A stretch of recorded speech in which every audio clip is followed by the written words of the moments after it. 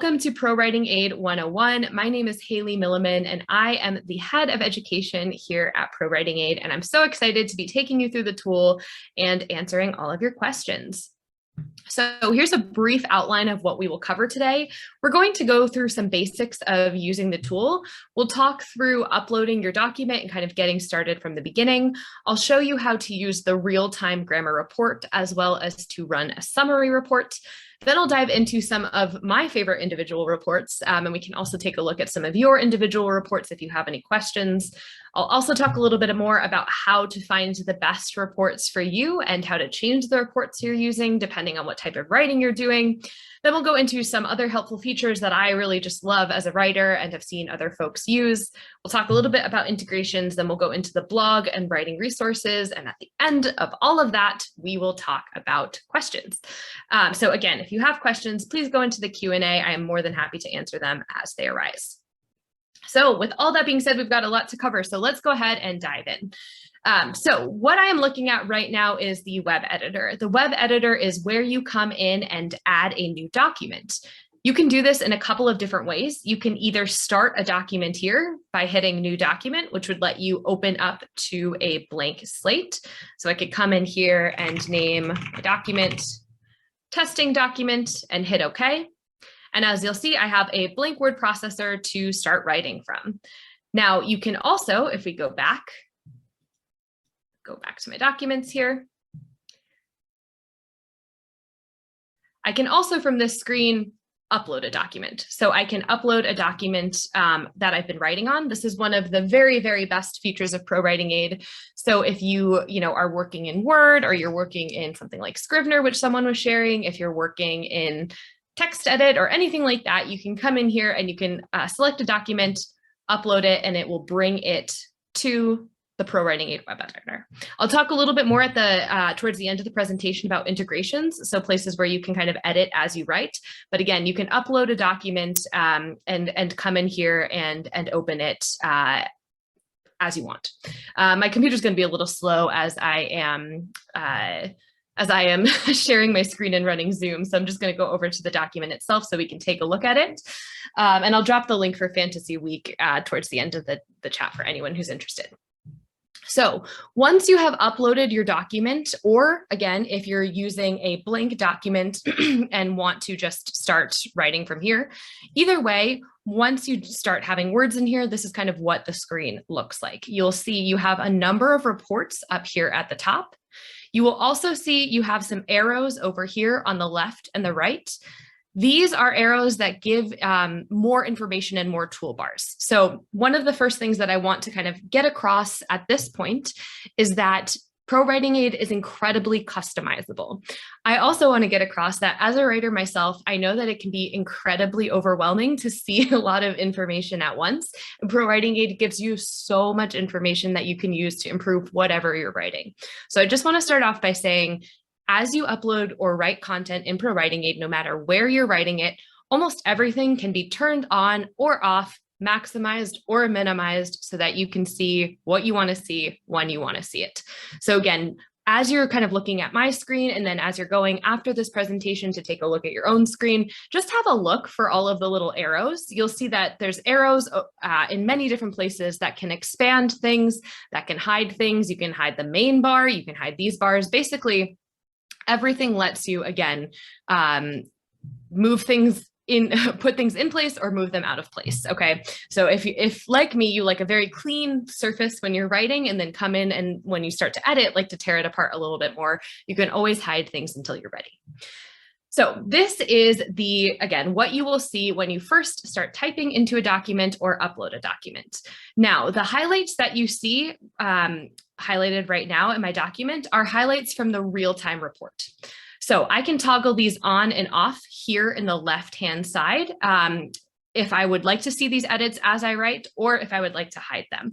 Now, like I just mentioned, I am a very finicky writer.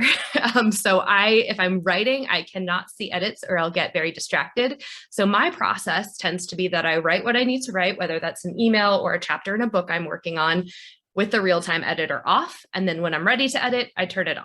So you can always turn it on and off just by the left-hand button up here in the top left. Now, the real-time editor looks at a couple of kind of basic areas of reporting. It looks at spelling mistakes, like we can see here. It also looks at ways to improve your style. So this is a good example of redundancy. This is something I am incredibly guilty of. I actually wrote this sample document, and I did try to put errors in here, but some of the errors are also ones that that I just make. So you'll see, again, spelling errors. You will see style errors. You will also see grammar errors. So places where you have added an extra space, where you're missing a comma, where you are using an incorrect hyphen, etc. So these are kind of the main errors that you will see in the real-time report. You will also see passive voice errors. So there's 4 main categories of errors that you'll see in in real-time. Again, those are spelling, style. A lot of style errors are related to kind of readability, redundancy, that type of thing. You'll also see basic grammar errors, and then finally you'll see passive voice errors. Now, this is the very, very, very tip of the iceberg in terms of what ProWritingAid can do. But if you are working on, something that you want to send out quickly, like you're getting a quick email out, a quick blog post or something like that, the real-time report is a true lifesaver. Again, it catches, some of those errors in terms of misspelled words, in terms of ways to just make your writing sound more effective by creating style improvements, all of those kind of really important things that almost every piece of writing that you're going to want to send should go out to. So again, this is tip of the iceberg. I would recommend running real time on basically everything that you want to send out, though as we get further into the presentation, I'll talk more about additional types of reports. So when I'm in here with with the web editor looking at one of the errors, if I see something that I want to fix, so for instance here where I am saying bright and brilliant, which is redundant, all I have to do is hover over the error. It will tell me what the mistake is or what the error is or what the suggestion is. And then I can choose to do a couple of things. I can choose to select the change that I want to make. I can choose to ignore this specific rule. I can choose to disable the rule totally. So I do want to highlight the difference between ignore and disable. Ignore is if you are ignoring one specific instance of it. Disable is if you don't want to see this type of suggestion at all. So if I disabled this rule, I would no longer see any suggestions for redundancy.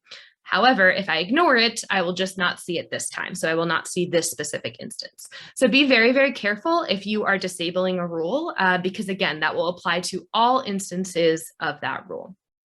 So say I'm looking here, I see that it is a possible redundancy, and I decide that I want to just use the word brilliant. All I have to do is click that, and then the change has been made. Now, as I mentioned, when you highlight over an error, you'll see several different options.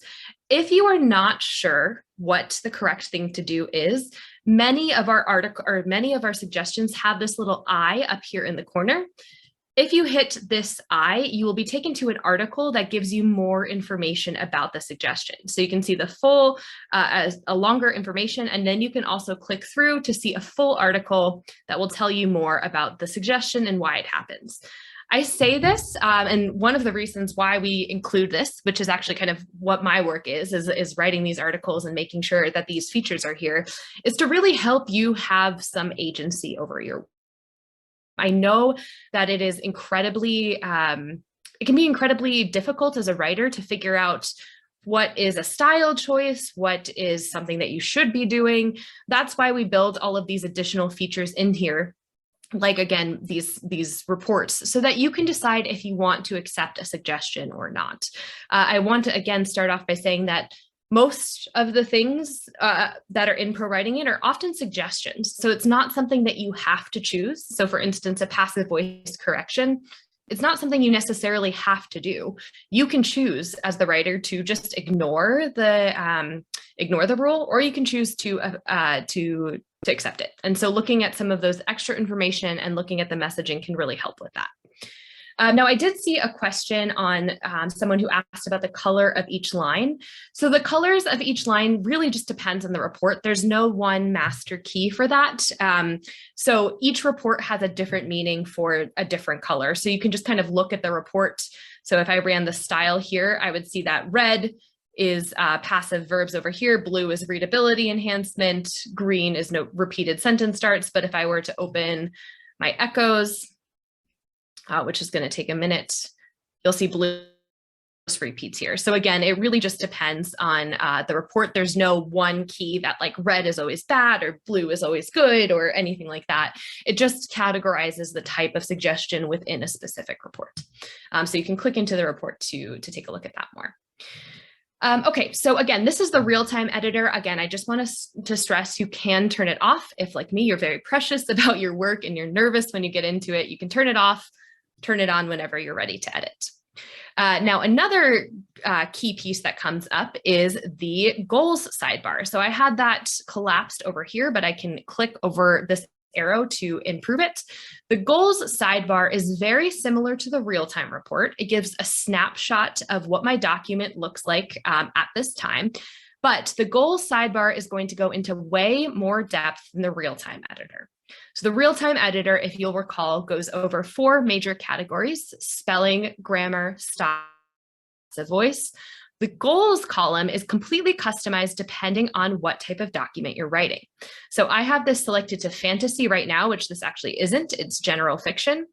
So when I change it to general fiction, my ranges are going to be a little bit different. If I selected, let's say, a case study, my goals are going to change as well. So you'll see that the goals sidebar has custom suggestions based on the type of document you're working on. So for instance, a case study has a goal for business jargon. This is a fiction document, so it's probably not going to have any business jargon. So I can go back and go into my creative session where you will see now we have goals around dialogue tags because we're writing fiction where people are going to have dialogue. So while the real-time checker is general spelling, style, grammar, passive voice, the goals toolbar, again, here on the side, which you can collapse or expand, excuse me, will have custom suggestions based on the type of document that you're changing or that you're writing. You can change that document by clicking up here in the top of the bar, finding the category of document that you're working on, and then selecting it. Now, within the suggestions for each of these, the goals sidebar really gives you a snapshot of your document and how your document relates to specific genres of writing. So this, the way that you can kind of read this is anything that is like orange or outside of the little band is either too high or too low for the average works of that genre. Now, I want to again state, writing is obviously an art. And so as writers, we have a lot of ability to be inside a target range or outside a target range as we prefer. This is mainly to tell you places where you do not have the vast majority of works in your genre. That could be totally fine and you could be okay with that, but it's good information to have as a writer, particularly if you're newer and you're struggling a little bit to understand if your work kind of matches up to conventions or expectations. So basically for each of these document types, you have a type or a category of suggestion. You will see whether you are in the target range for that suggestion or outside. Outside, you might be higher than it, or you might be lower than it. And this really just gives you a really awesome snapshot of kind of where to start. What I typically do when I'm working on editing, especially my fiction work, is I will come in, I will run my real-time report and take care of any kind of egregious errors that I've made. Then I will look at the goals for my document type. I'm typically writing fantasy or magical realism. So I'll come in here, I will run the type for my genre, and this will tell me exactly where I want to start my copy editing. So I can see here that this sample document has a little bit of slow pacing. It has some sticky sentences. It has a lot of dialogue tags and a lot of unusual dialogue tags and even more dialogue tags with adverbs. So this is telling me that in my copy editing session, as I'm going a little bit more deeply into my language, this might be where I want to start to spend my time because I can see that I'm far outside the kind of typical range, for my document. So this is how I use the goals bar, is to come in again after I've done that initial real-time check and take a deeper look at my work. Now, you don't always need to do that. Sometimes if I'm in email, I just use the real-time checker. Again, if I'm working on fiction or something longer form, then I will come in and I will look at the goals toolbar and see where I want to go. I also might run a summary report, which gives very similar information to the goals toolbar, but it gives it in much more detail. So you can go into specifically kind of all of the breakdowns here. So Susan asked, what percentages do I aim for? Susan, it really depends on the specific goal and what I'm looking for. I try to get as many in here green as I possibly can. But that being said, slow pacing is a good example of something that I might not aim to be into the kind of range for, depending on where I'm writing. So if I'm working on a fiction document and I'm doing a scene where I'm doing kind of a lot of world building, I might be much more slower paced than if I'm in an action scene in that same book. So I will take everything with kind of a grain of salt. I'll typically tend to be within the range somewhere. And if I'm within the range, I don't worry about it too much. But if I'm outside of a range, I'll think about what am I editing, and is being outside that range okay? Is that something that I'm okay with because of what I'm writing and how I'm writing it? Or is it something I want to address a little bit more? Something very similar with like glue index and dialogue tags as well. Sometimes I'll be like, you know what, I'm actually good with having all of these dialogue tags, whereas, you know, in this instance, since I'm pretty far out of both of these ranges, I would like to take a look at those. So again, it's a lot of, you have a lot of agency as the writer to just kind of choose what you want to pay attention to and what you don't. So if I see an area like dialogue tags, like I just mentioned, that I feel is particularly egregious and that I want to spend some time on, all I have to do is hit the title of that in the goals toolbar, and I'll be taken right to the report itself. So now I am in the dialogue tags report. It is telling me all of the dialogue tags it found all of the unusual dialogue tags it's found, and then all of the dialogue tags with adverbs. So I can go into this and I can specifically say, hey, you know what? I've got too many dialogue tags with adverbs. I've got, you know, too few, and then I can make the changes from there. So again, if I'm in my goals sidebar over here, I can click into any of the places that I want to spend some more time on. So I could go into the pacing report. I could see exactly which of the paragraphs are more slowly paced so that I can make changes to those if I would like to. So the goals is kind of the second stop I make after the real-time checker to get a sense of where I want to dig in a little bit more in my writing. And it's really helpful for, again, measuring how you stack up against other works in that genre. You might decide that you are just fine with, or you might decide that you want to spend a little bit more time trying to be in those target ranges. So the goals sidebar here is a great introduction into the other reports that we have. ProWritingAid has over 20 different reports, which we can see by hitting reports up here. So if this ever disappears for whatever reason, it probably just means that you've clicked out of it, and you can just see this bar again by hitting reports up here in the top. We have over 20 different reports here, and then there are some more reports over here on the right as well, so plenty to explore. I'm just going to highlight a few of my favorites. So I'm going to hit this little pin here to make sure that this toolbar stays up here.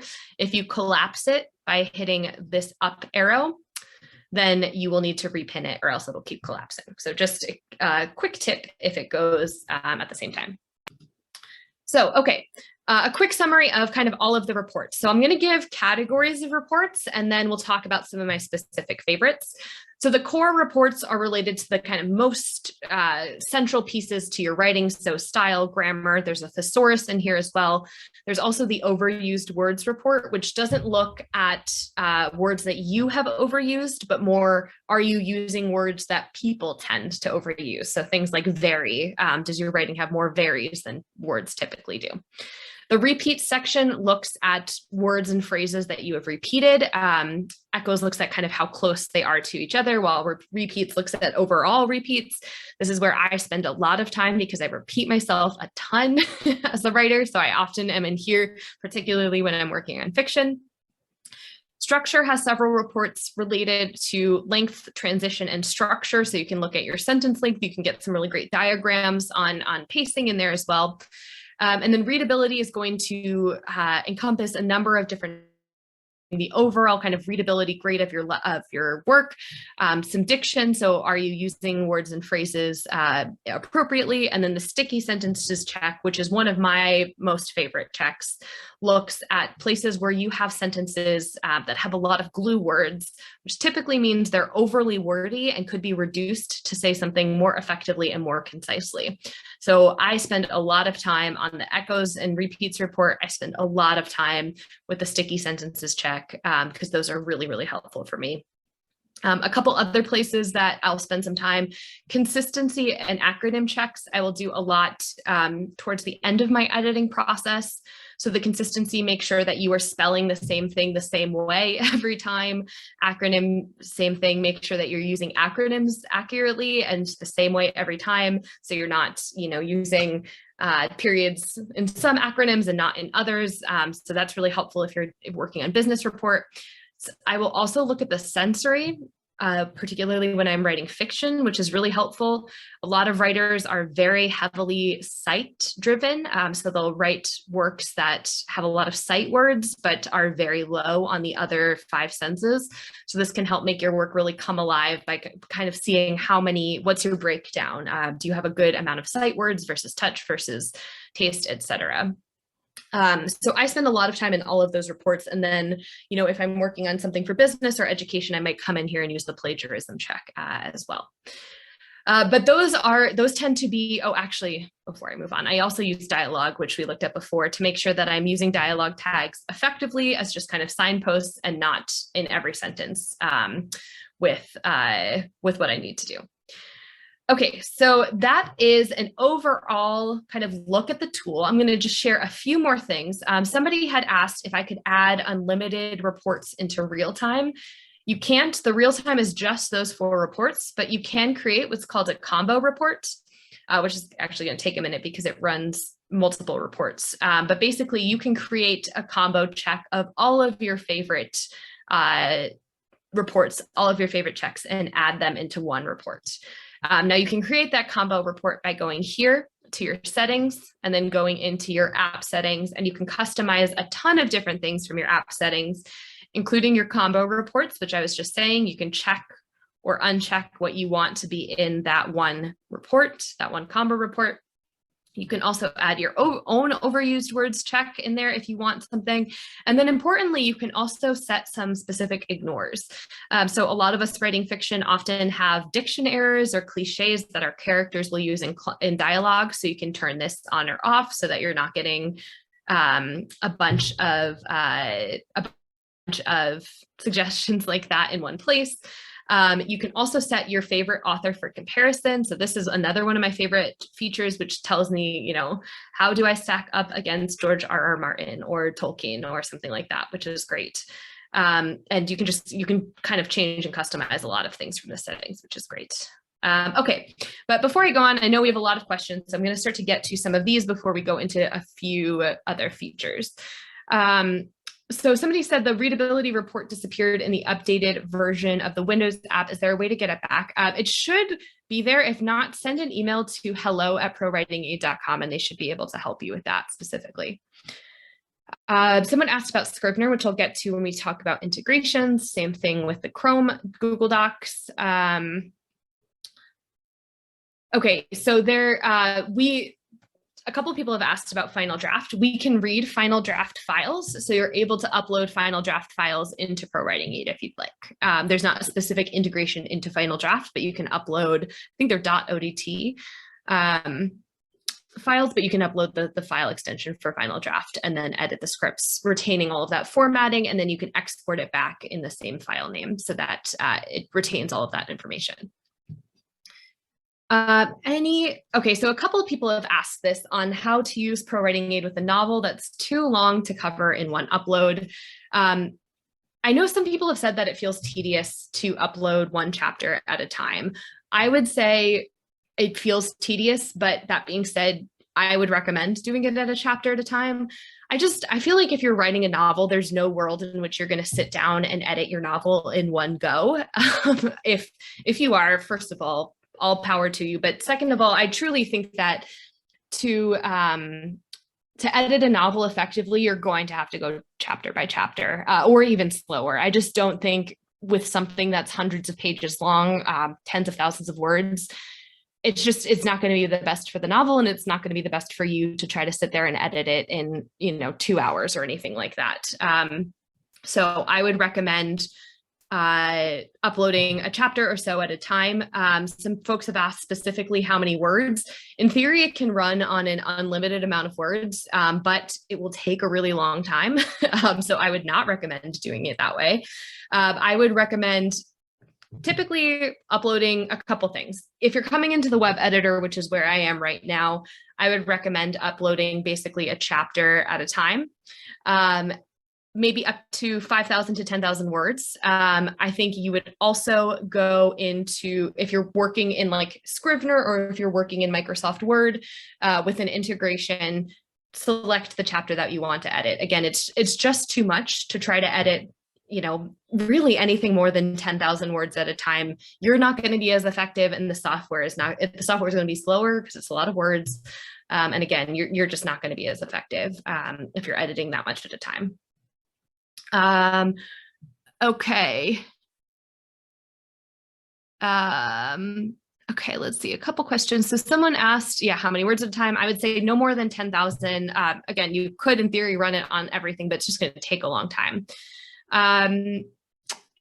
Somebody asked how many of these features are for premium members only. So all of the features that I just showed you are free up to 500 words, but only in the web editor. So you could basically only edit 500 words at a time in the web editor for free. If you want to edit more than 500 at a time, or if you want to work in Microsoft Word or use one of our integrations, which I'll get to in a second, then you would have to have premium.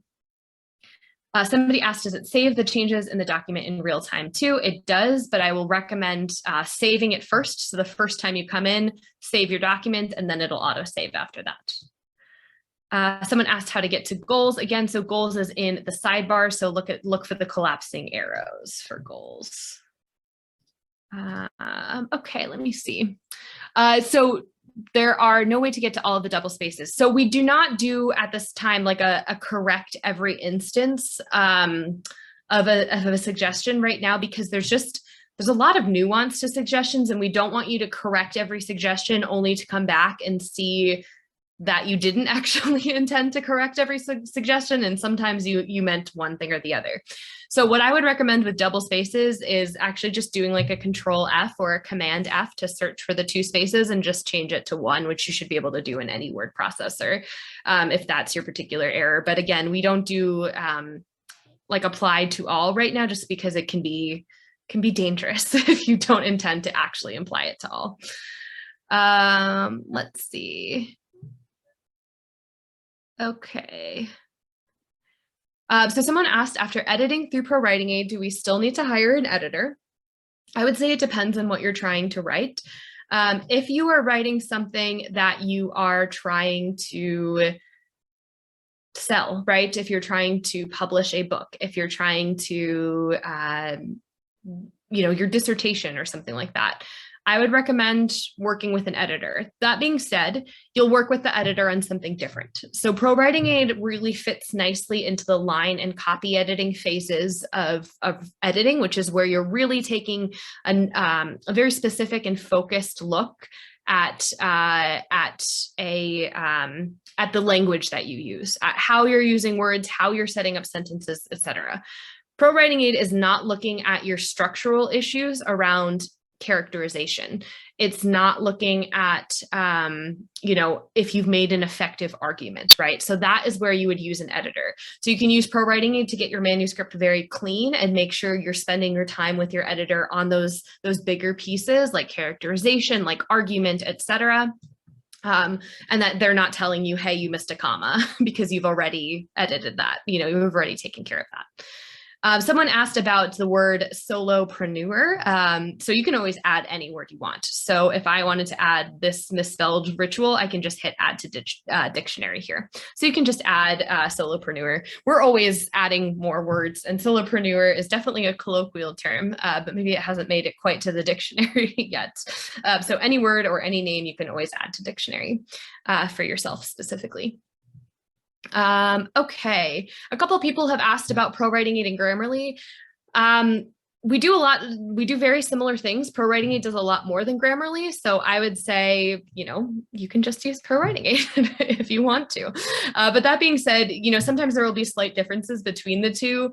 Again, they do very similar things. There will be slight differences, and it's just based on the algorithms that our linguists are programming into them. Again, I think that ProWritingAid is a much more comprehensive solution. I don't even know that I think it's just true that ProWritingAid is a much more comprehensive solution. So you can feel free to just or use Grammarly, but I don't think you need to use both. And they will kind of get a little bit in the way of each other because they just do something similar. Okay, somebody else asked, let's see. Oh, some folks were asking on the disabling a rule. You can enable the rule again, but you have to write into support to do it. So be very careful about disabling a rule if you need to. And you can unadd words to the dictionary as well, but you have to write into support to get that. So just be careful with those two. Okay, so I just saw one that I wanted to get into. Oh man, I forgot which one it was. Oh, somebody had asked about short story in the goals. I can't remember a short story specifically up here. It might not be. If I would depend on the genre for your short story, because I think, you know, a short story in fantasy would be very different than short story horror, etc. And support, I'm going to put it into the chat. It's hello@prowritingaid.com, and they would be more than happy to answer your questions if you have any. Okay, so we've got a couple questions about the integrations, which I'm going to get to into a second, like Word for Mac, all of that type of thing. Jeff asked about the glitches in the Chrome extension. I'm not 100% sure which specific glitches you're asking about. If you want to tell me in the chat, I can answer, but we're releasing fixes basically every single day. So the sooner you bring them to our attention, the sooner we can fix them. And it's always, yeah, we're a small team, but we're working really hard to fix everything we can. And if you're still having any, just let us know and we're more than happy to help. Okay, so let's talk about some integrations because it seems like folks have a lot of questions about those. Yeah, Jeff, it might have been fixed. I know that they've been doing a lot of work with the Chrome extension to make it as useful as possible. But if you're having any issues with it, feel free to write in and they can get you fixed up. Okay, so let's talk about integrations. So I'm going to show all of the different integrations that we have. So here's a bunch of them. We have Outlook, Word for both Windows and Mac. So if you would like to just write in Microsoft Word, if you have a premium license, you can install ProWritingAid into Word and then you never have to leave it. You can get everything I just showed you as its own little kind of icon in the Microsoft Word toolbar. We have a Chrome extension, which allows you to edit basically everywhere that you write online, from WordPress to Gmail to anything like that. Our Safari, our Firefox, and our Edge extensions do something very similar. We also have an integration for, that's the ODT files, is OpenOffice. Final Draft, I guess, is .fdx or something. Scrivener, Google Docs, etc. With Scrivener, since some folks have asked, the best way to work with Scrivener is to make your edits in Scrivener, save your file, and then open the same file in ProWritingAid. make your edits, save them there, and then they'll appear in Scrivener after you're done. So we work in tandem with Scrivener, not exactly in it. So again, you'll go into Scrivener, make all your edits to your Scriv file, save it, go over to ProWritingAid, open it, and then make your edits. Then you will be able to make them over there. From Google Docs, you can either just use the Google Docs, you can use it within Google Docs itself, or you can copy and paste a document into Google Docs, or if you have a Google Docs file, you can add it to the web editor over here. So lots of options for Google Docs, or you can use the Chrome extension. Bernice asked what Scrivener does. Scrivener is a word processor that a lot of novelists or people writing like multiple chapter works, like dissertations or something like that, do. It's a really good way of organizing your work, and it's a really pretty kind of interface. It's similar to Microsoft Word, but it just like lets you create folders and kind of move things together very nicely. It's a really great program. I highly recommend it for anyone who wants it. Okay. Integration. So some folks have asked on integrations with Novel Factory, et cetera. We're always trying to do as many as we possibly can. So yeah, we're always trying to look for more. So yeah, it would be great to integrate with Novel Factory, but we don't have any immediate plans right now. Someone asked about removing ProWritingAid from the Google Docs and transferring it to Word 360. You do not have to remove ProWritingAid anywhere else unless you want to. So ProWritingAid is a per user license. That means you can take it anywhere you go. So Chrome, you can have it in Chrome, you can have it in Word, you can have it in the web editor, you can have it on a desktop app. All of those versions you can have with one license. You don't have to keep buying one for all of them. It's just you and your login everywhere you want to go, which is great. Okay, somebody said, what is the best way to use when writing poetry or creative works? So I would say ProWritingAid is going to be a challenging program, honestly, to use with poetry. Poetry is PWA is just the acronym for ProWritingAid. Poetry is really challenging to use with creative or with editing software like this because poetry, a lot of it is just breaking rules. And so you can check it. I think I would check it if I was writing poetry for spelling mistakes and things like that. But honestly, I would not use either our editing software or really any other editing software because poetry is meant to break a lot of the rules that a software like this is looking for. That being said, this is good for, prose creative works. So any of the things that kind of fit into this area, but poetry is a challenge. Okay, sticking in Microsoft Word, all I see is the thinking wheel and I get locked out. I think the best way, if you could either take some screenshots or screen record a video of that and show it into to hello@prowritingaid.com, they can help you. I would also ask how long the document is that you're checking. If you're checking something really, really long or your computer's a little bit on the slower side, that could be what is happening. So if you're seeing that you're trying to check 10, 15, 20, et cetera, 1,000 words at a time, that might be the issue. If it's shorter than that, I would email into hello@prowritingaid.com to get some support on that. Yeah, 10K might be right at the limit. So what I would do is highlight, you can come in and highlight like this, and it'll only run on part of it. So maybe try highlighting just part and see if it'll do it faster. And if not, then I would email in. If it's right at 10K and it's taking a long time, it relates to basically a lot of things like internet speed, speed of your computer, et cetera. So if it's at 10K, again, that's at that limit of where it might just take a really long time to look at them because there's a lot of reports that are run. But yeah, try doing it on a shorter snippet. And if the shorter snippet works and works perfectly, then it just seems that with the combination of your internet speed, computer, et cetera, you might want to be below 10K.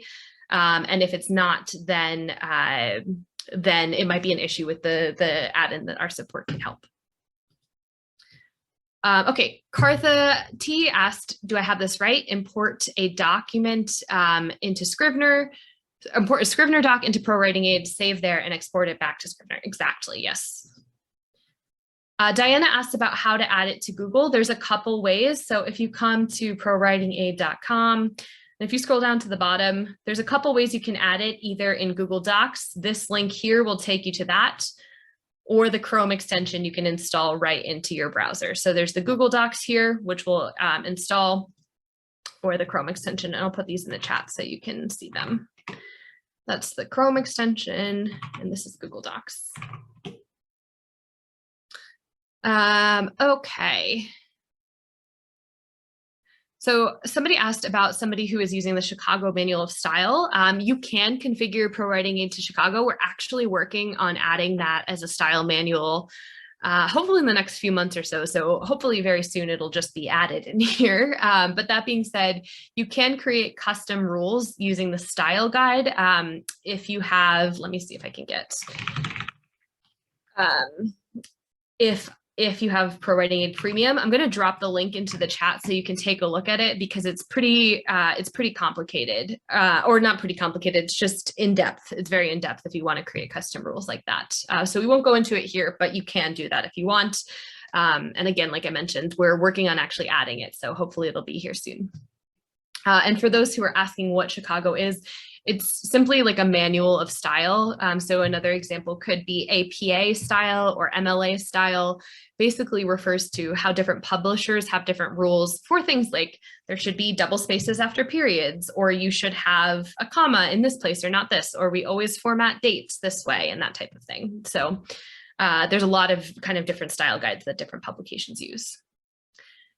Okay, let's see. So someone says, can we save the chapters of our books one after another? You definitely can. You can save them as different documents within ProWritingAid. You can save part of it, all of that. Yes, you definitely can. Oh, and then the person who asked for Fantasy Week, let me grab that link. It is right here. We would love to have all of you join at Fantasy Week. Even if you're not writing a fantasy novel, it's going to be really useful for everybody, for everyone who comes. Okay, so moving right along in our presentation. So integrations we've talked about, there's a number of different ones where you can kind of edit as you write. And then as part of your ProWritingAid Premium subscription, you have access to a ton of other things. So one is the Writer Resource Series. We have over 12 different ebooks that you get access to as a premium member. So you can come here, click ProWritingAid Writing Resources, and all of these books are part of your premium subscription. You can just hit the premium download here. There's everything from how to write a novel to how to create characters to how to become a copywriter for pay, how to build your author platform, business writing, etc. So all of these are included with your subscription. We also have a webinar series, so you are on one of them right now. And then Fantasy Week, which I was talking about before, is another example. These are all totally free to you. They're also totally free to anyone. So if you know any fantasy writers, please bring them. The more people that we get, the more we can do these types of events and really bring people together. As a premium user, you get access to the replays. You'll get access to the replays for Fantasy Week for the duration of your premium license. So it's a really good deal for everyone else. It's free, and then you can have access for a week. Someone had already signed up. Yeah, good call. It's a really, really fun time and really valuable. Again, I can't stress that enough. Even if you're not a fantasy writer or writing fiction, it's just a fun week. We also have the ProWritingAid blog, which just gives thousands and thousands of articles on writing process, content writing, business writing, ProWritingAid in the classroom, all of this type of stuff that you can do. And yes, we do have a lifetime subscription. So you can go to Renew Premium and you can purchase lifetime from here. And we do discounts on that on things like Fantasy Week and at Black Friday as well. Somebody asked about folders in ProWritingAid. So we're currently, if we come back to our documents, we're currently working on a bunch of different ways to kind of organize things in here. So folders and teams are next on the list for some of the organization pieces. Let's see, what else do I need to cover? So I went over the blog, the ebook series. And yeah, integration. So I think we have about 10 more minutes for other questions. So somebody has asked about rhyming verses. You can definitely use ProWritingAid. Again, you can use ProWritingAid for many different things. If it's helpful for rhyming verses, definitely use it for that. I'd be more than happy, yeah, to have you do that. Again, with poetry and rhyme, just be careful that if you're using, it might suggest that you have a sentence fragment or something like that. And that is totally okay in something like that where you want to. So someone asked my preferred sequence through going through the reports. So again, it changes depending on what I'm writing. If I am working on just an email, I just do real time. If I am working on something longer form, I will do real time first. Then I will do the goals, and then I will aim to find the specific goal that I'm working on, and then I'll go into those reports. So real-time goals, I'll look at the goal and I'll see where I'm off, and then I'll go into that. Oh, Patrick, this was the question I wanted to answer. You do not need to shoot for 100% in grammar. This is, I think, 80 to 100. So it is okay to be at 80 or higher. This is for a couple different reasons. One, depending on what you're writing, you're going to have some broken grammar, especially if you're doing something with dialogue. There's almost always going to be something that is grammatically incorrect because people don't speak grammatically correctly all the time, and that's fine. Same thing with spelling. You might spell something a little bit strange or a little bit different than anywhere else. That's okay. Same thing with style. Something like every instance of passive voice that you have will kick you out of this little thing, and that's fine. We're not by any means suggesting you need to get a 100 or anything like that. You can aim for 0, but 80 or above is totally fine. I'm never at 100, and a lot of that is because I am choosing the things that I want to keep. Yeah, nobody speaks grammatically correctly. Yes, ellipses do drive ProWritingAid crazy.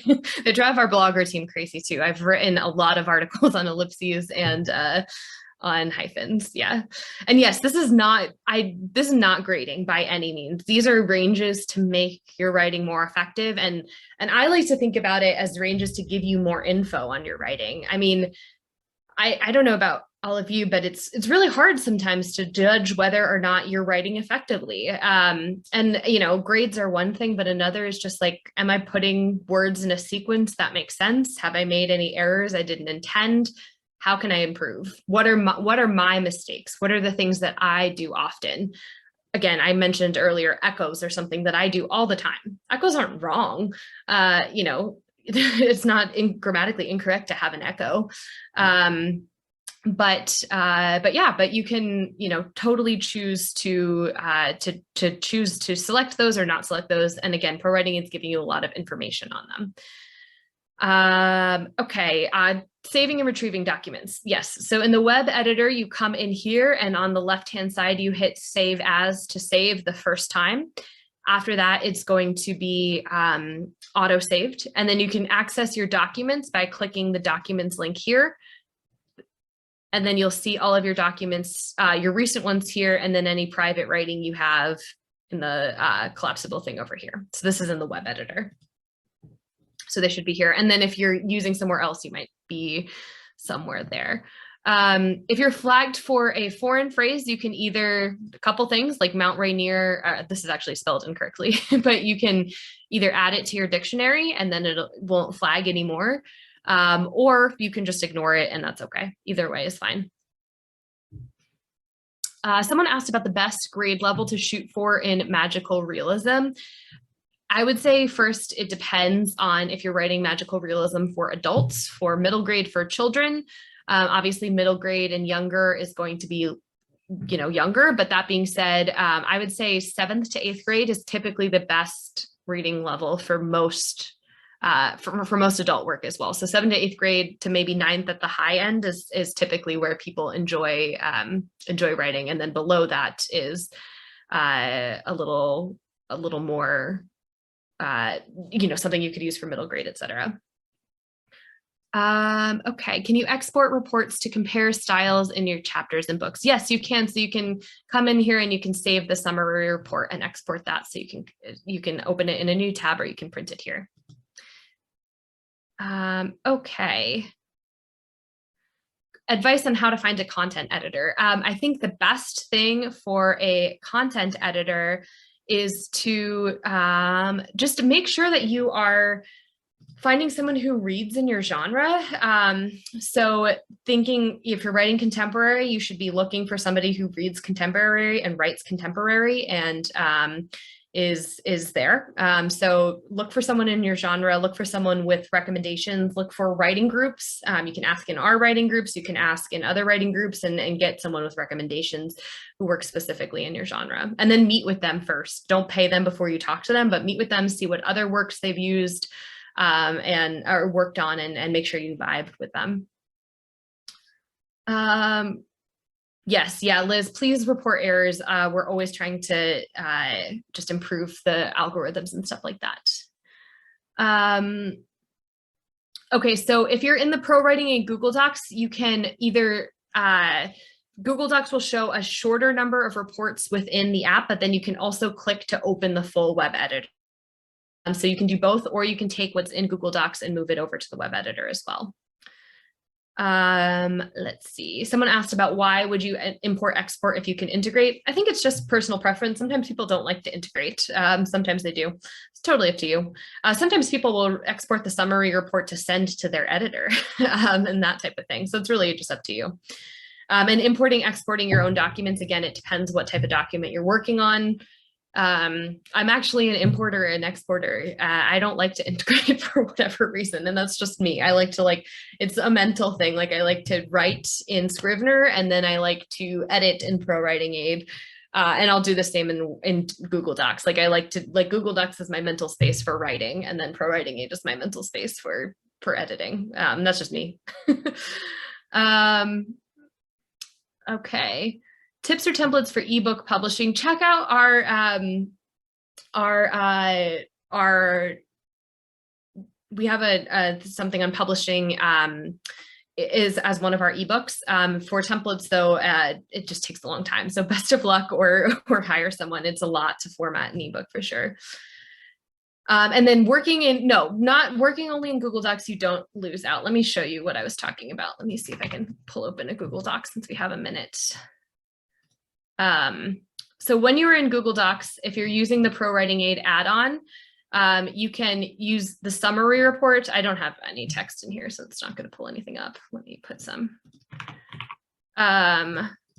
So first you can put in this, and then if you use the ProWritingAid summary report, it'll give you a summary, very similar to what we just saw in the web editor there. And then if you do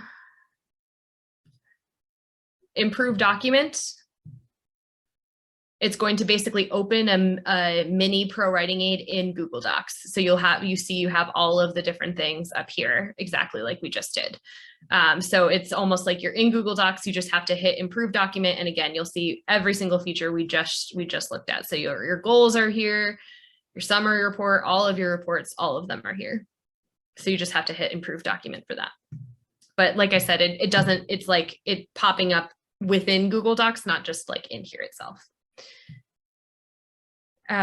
Goals and the Word integration. It depends on whether you're in Mac or PC, but ProWritingAid kind of its own bar here. So you'll have to click on the ProWritingAid icon and then it'll pull up from there. Okay, well, I think we are just about out of time. Thank you all truly so much for joining me today. It's been so great to talk to you. Again, if you have any questions, please email hello@prowritingaid.com and they will be more than happy to help you. And if you are one of the, if you're interested in Fantasy Week, please go.prowritingaid.com/fantasy. It's going to be a great time. We're going to talk a lot about editing. We're going to learn from some best-selling writers, and it'll just be a lot of fun. So thank you all so much for coming, and we will talk soon. Have a great rest of your Monday, everybody. Bye.